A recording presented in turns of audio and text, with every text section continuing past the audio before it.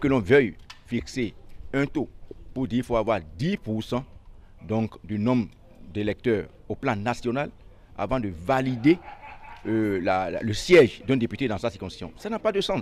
Ça n'a pas de sens simplement parce que si je suis dans une circonscription donnée et que j'ai le maximum de voix et que mon parti n'a pas 10% au plan national, on dit je ne peux pas être député. Et celui qui a moins de voix devient député. Mais quelle est cette logique-là? Alors que les électeurs ont bien voulu voter pour quelqu'un dans leur circonscription. En ce qui concerne les anciens présidents, je crois que le problème est réglé.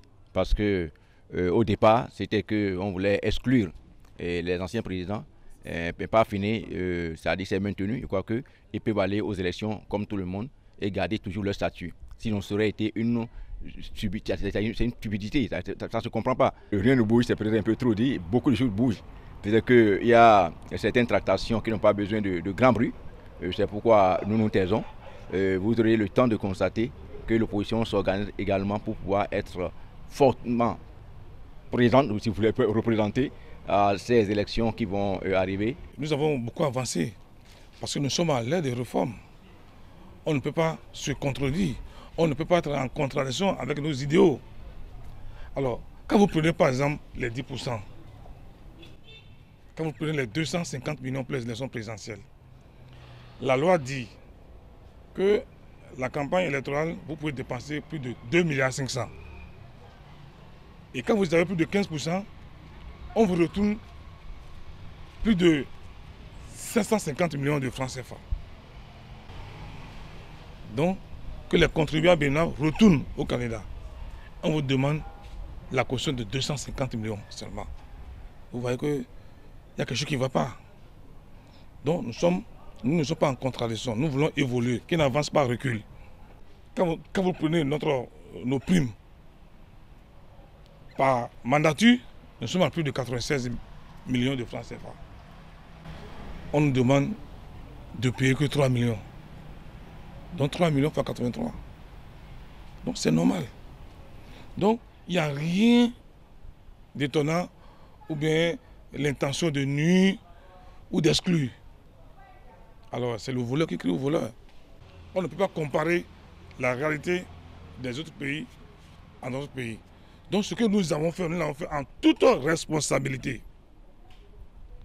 Si vous êtes populaire, on ne veut plus les partis de quartier, les partis régionaux, nous ne voulons plus. Nous voulons de grands rassemblements. Vous vous rappelez, chers amis journalistes, tout dernièrement au Parlement, c'est 19 députés qui ont mis en déroute 60 députés. En ce moment, la démocratie béninoise n'est pas en danger. Nous, en tant que démocrates, nous avons accepté. Et nous avons respecté le droit de la minorité. Mais si Talon veut nous trahir, si c'est un piège pour nous, alors, nous allons s'occuper de... Nous sommes d'accord que ce soit un piège pour nous. C'est une affaire de responsabilité politique. Écoutez, je suis heureux de cette session plénière de l'Assemblée nationale qui a consacré le vote d'un nouveau code, le nouveau code électoral. Je m'en réjouis, d'autant plus que j'ai suivi les débats de bout en bout. Les discussions étaient assez riches. Et puis on sort donc avec un nouvel outil, un nouvel instrument qui va régler le sort des élections sur les prochaines années. Vous savez que nous avons là, à partir de 2018, 3 élections qui sont toutes aussi majeures les unes que les autres. Nous avons l'année prochaine les législatives. L'année d'après, nous avons les municipales et les communales. Et puis plus tard, l'élection présidentielle en 2021.